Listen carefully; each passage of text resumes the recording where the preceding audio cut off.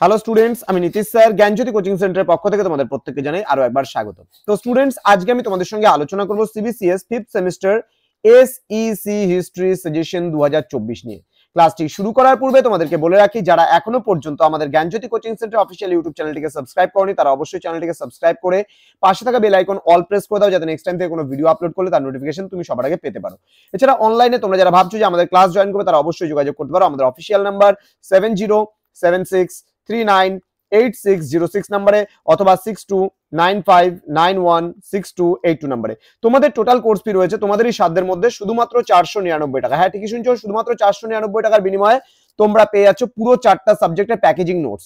তোমরা যদি পরবর্তী সেমিস্টার থেকেও 6 সেমিস্টারে আমাদের কাছে অ্যাডমিশন নিতে যাও, তাহলে কিন্তু টোটাল আমরা 499 কোর্স ফি নিচ্ছি।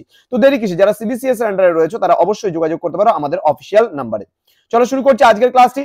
এবং তোমাদের এসএসসি হিস্ট্রিতে আমি বলেছিলাম এর আগেও যে তোমাদের 10 নম্বরের প্রশ্ন আসে, 5 নম্বরের এবং 1 নম্বরের। তো আজকে আমি 5 নম্বরের প্রশ্নগুলোকে নিয়ে আলোচনা করব। কেমন? 5 নম্বরের কোন কোন প্রশ্নগুলো খুব গুরুত্বপূর্ণ সেগুলো নিয়ে আজকে আলোচনা হবে।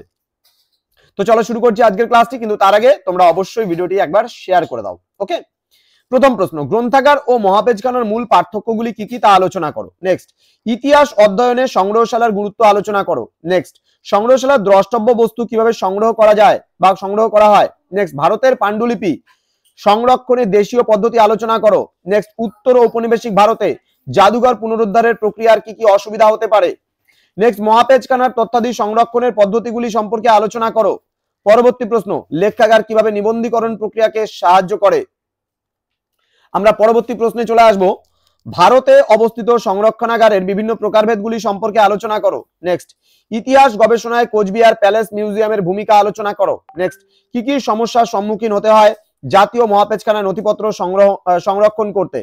নেক্সট, সংগ্রহশালার বিভিন্ন কার্যাবলীগুলি আলোচনা করো। নেক্সট, ভারতের জাতীয় মহাপেজখানা নথিপত্র কিভাবে সংরক্ষণ করে রাখা হয় তা আলোচনা করো। এই 12টা প্রশ্ন তোমরা যদি পড়ো, তোমাদের 5 মার্কস পুরো কমপ্লিট হয়ে যায়। 5 মার্কসে তোমাদের লিখতে হয় 3টে প্রশ্ন, 3 5 15 নম্বর এখান থেকে কমন পাবে। এর পরবর্তী যে আমাদের যে ভিডিওটা আসতে চলেছে, সেখানে 1 নম্বরের প্রশ্নর সাজেশন এবং তার সাথে সাথে আমরা উত্তরগুলোকেও কিন্তু দিয়ে দিব। 1 নম্বরে যে প্রশ্নগুলো আসবে সেই প্রশ্নগুলোর আমরা প্রত্যেকটা প্রশ্ন সাজেশন সহ এবং তার উত্তরগুলোও কিন্তু আমরা তোমাদেরকে প্রোভাইড করে দেবো। তো স্টুডেন্টস, অবশ্যই চ্যানেলটিকে সাবস্ক্রাইব করে রাখো, বন্ধুদের প্রত্যেককে শেয়ার করো, প্রত্যেককে বলো চ্যানেলটিকে সাবস্ক্রাইব করার কথা। তো তোমাদের সঙ্গে দেখা হবে খুব তাড়াতাড়ি আরো একটা নতুন ভিডিও নিয়ে। তোমাদের উজ্জ্বল ভবিষ্যৎ গড়ে তুলবো আমরা, এটাই কিন্তু আমাদের প্রতিশ্রুতি।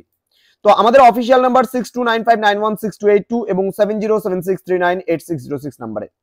তো আমাদের অফিসিয়াল ওয়েবসাইট www.gyanjyoti.info তোমরা ভিজিট করো এবং তোমরা অনেক কিছু সেখানে বিনামূল্যে পেতে পারো। এছাড়া আমাদের নিজস্ব ওয়েবসাইট রয়েছে নীলস নিভা নামে, সেই নীলস নিভা নামেও আরেকটা ওয়েবসাইটে তোমরা ভিজিট করতে পারো। নীলস নিভা আমাদের কিন্তু মেন ইউটিউব চ্যানেলও রয়েছে।